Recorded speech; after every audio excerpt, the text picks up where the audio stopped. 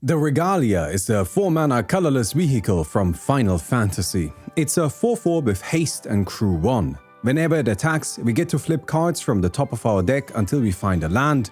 Then we put that land into play tapped and the rest of the cards on the bottom of our deck. A little while ago I made a video about Precious Wanderings being the best ram spell to come out of Final Fantasy. And I was so wrong. Oh my god, I was so wrong. Not because Precious Wandering isn't good. It's always performed well in my games, I still like that card. But rather, it's because the Regalia keeps winning games by itself. This stupid card is so good that I keep buying it. I keep buying Regalias and putting them into all of my decks. Where everybody else has a Soul Ring slot, I have a Regalia slot. And every time I cast it, it's the most impactful card of the game by like a mile. But okay, let me slow down a little bit and let's start from the beginning. Let's tackle this absolute monster of a card bit by bit. The Regalia is a colorless ramp spell, similar to Solemn Simulacrum. Sharing its 4 colorless mana cost, it too can be played in any deck and is reasonably easy to cast. These superficial similarities is why I originally thought the Regalia would be on about the same power level as Solemn, perfectly playable, occasionally good even, but not for every deck. But the Regalia has a couple of major advantages over Solemn and its compatriots that make it stand out far above the rest of the colorless ramp options. The first of which is that the Regalia is a 4/4 with haste. Solemn, Scampering, Scrapbot, they all share the same issue of being mostly useless stinkers for their mana cost. Yeah, they can block a hit and maybe chip in for a tiny bit here and there, but ultimately their stats are not worth the mana. But the Regalia comes down swinging. 4/4 is a respectable stat line, especially with haste, easily breaking through most defenses on turn 4 and pushing relevant damage. While it does need to be crew to be able to attack, crew 1 is very easy, and the vast majority of decks can meet that requirement without much problem. And then, it ramps. Every single turn, the Regalia puts a new land into play. Importantly, while we don't get to choose the land, it's also not limited to any specific kind of land. We can hit multicolor and utility lands, and the value of that really shouldn't be underestimated. In higher budget decks, particularly if they have 3 or more colors, a mana base can often consist of only a handful of basics. Monocolor lands, like basics, just aren't particularly good when you have different pips to pay for every spell. That's where cards like Solemn or even regular ram spells like Cultivate can feel lackluster. But not the Regalia. The Regalia grabs everything. We might not get to pick, but hopefully our deck is full of nice cards that we enjoy putting into play, so that shouldn't be much of a downside. And sure, we might still hit a basic, but the best other cards can do is a low roll for the Regalia. There are similar cards that already exist. Lumbering Worldwagon, for example, is a 3-mana vehicle that ramps a basic land when it enters or attacks. The Regalia doesn't have an ETB, but its haste mostly results in the same pace.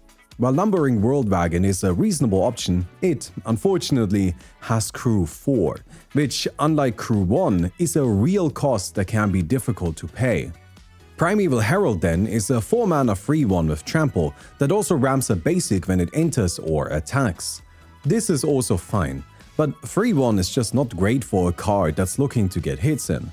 Finally, Overlord of the Hauntwoods is a 5-mana 6/5 that creates a tapped land token of every color when it enters or attacks. It can also be cast for 3 mana, but then needs to wait 4 turns before it gets to attack. Hauntwoods' 5-mana mode is definitely stronger than the Regalia, but it's also 5 mana, and it's a lot more difficult to get to 5 than it is to get to 4. Its 3-mana mode then is not really all that close. Now, we could debate all day if any of these or other cards are slightly better or worse than the Regalia, but that's not really what I'm interested in. Rather, I gave you these examples because I wanted to highlight that there are totally playable cards with similar effects. And they are all green! Green is notorious in Commander because ramping is really important, and green is the best at ramping. Many commenters online often cry out in agony over the anguish caused by no other colors being able to keep up with green and them not being allowed to play Armageddon into land-based decks, which is somehow a good idea, I guess. Please don't do that. Not because it's rude, but because it's a terrible solution. Like, go watch my Tanuk video. We did that there, and I mean... Anyways, this is besides the point. Other colors often have to make do with generic options that are inferior to those of green. But the Regalia is colorless and straight up on the power level of green ramp spells. I'm playing it in green decks, and honestly, it's performing better than many native options. Also, I really think it's worth stressing that the Regalia is a 4/4. 4/4 slaps. Those are great stats. And because it's a vehicle, it also has a little bit of inbuilt protection. Yeah, artifact removal is common, and it'll get hit by that.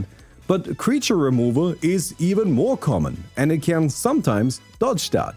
Not always, but you know, Overlord of the Hauntwoods never dodges it, so even just a minor possibility is already a benefit.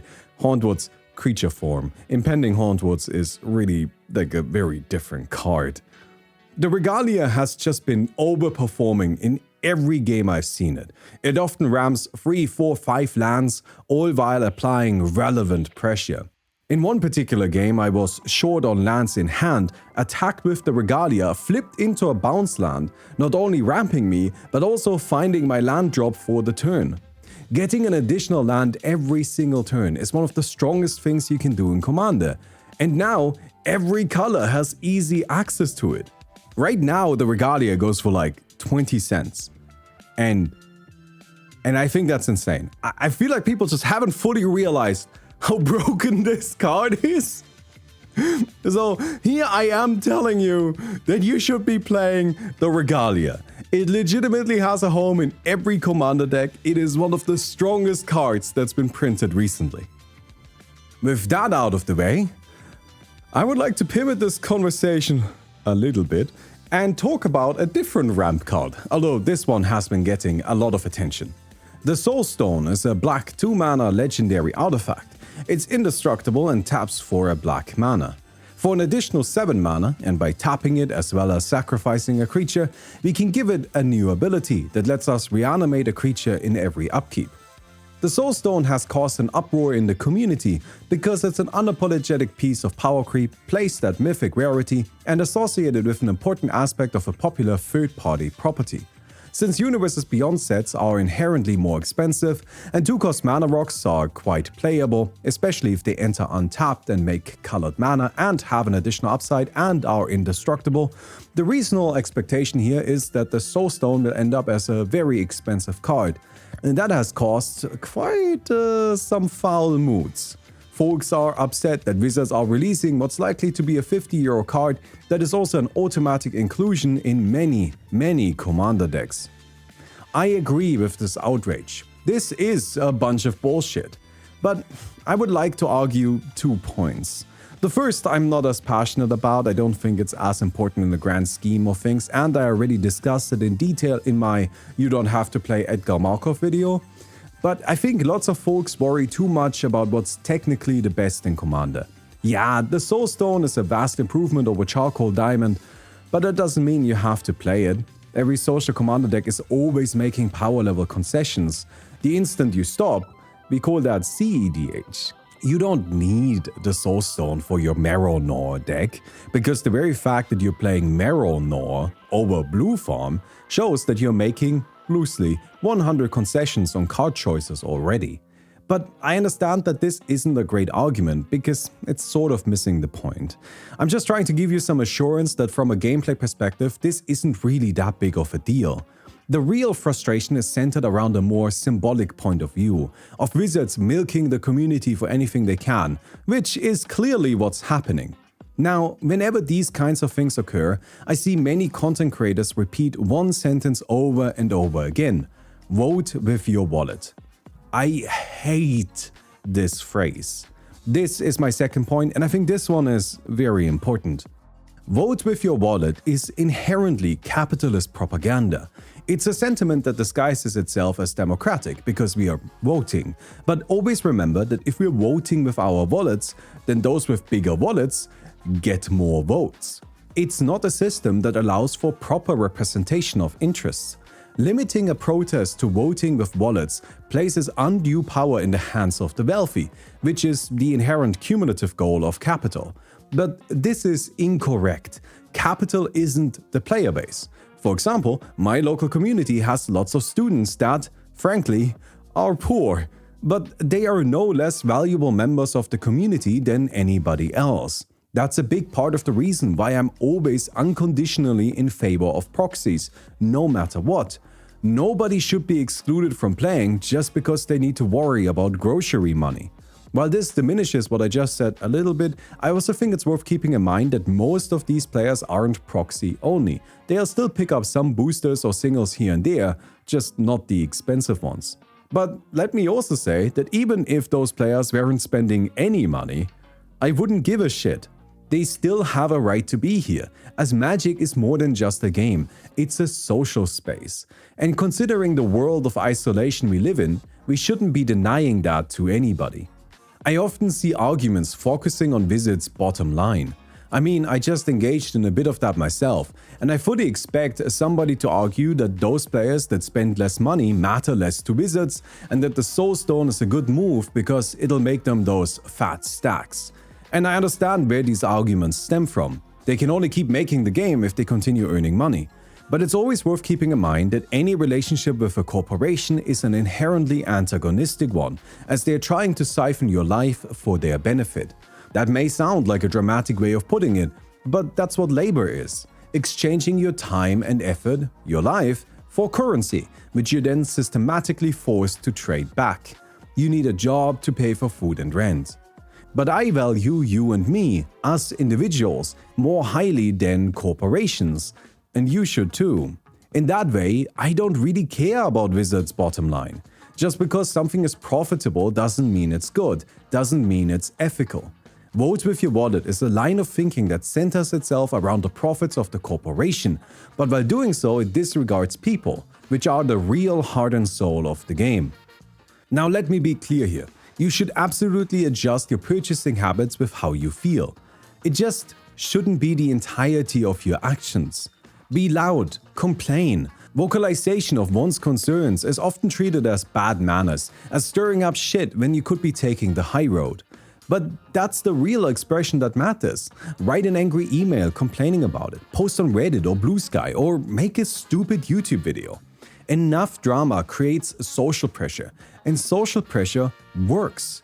Don't let people silence you by telling you to vote in an undemocratic system. Might be odd to end that line of thinking with a call to action, but I also have bills to pay, gotta put my wife through med school. So, if you enjoyed the video, don't forget to give it a thumbs up and don't forget to check out my Patreon. There's a link down in the description, would definitely appreciate that. Lots of stuff on the Patreon, bonus content, deck lists, all kinds of shenanigans.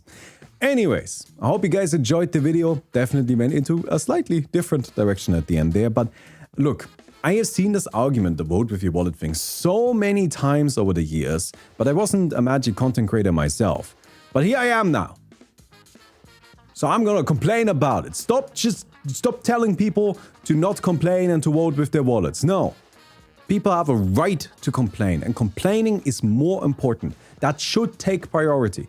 Of course, also adjust your spending habits, but, do that to the best of your ability. Anyways, I'll see you guys. Goodbye.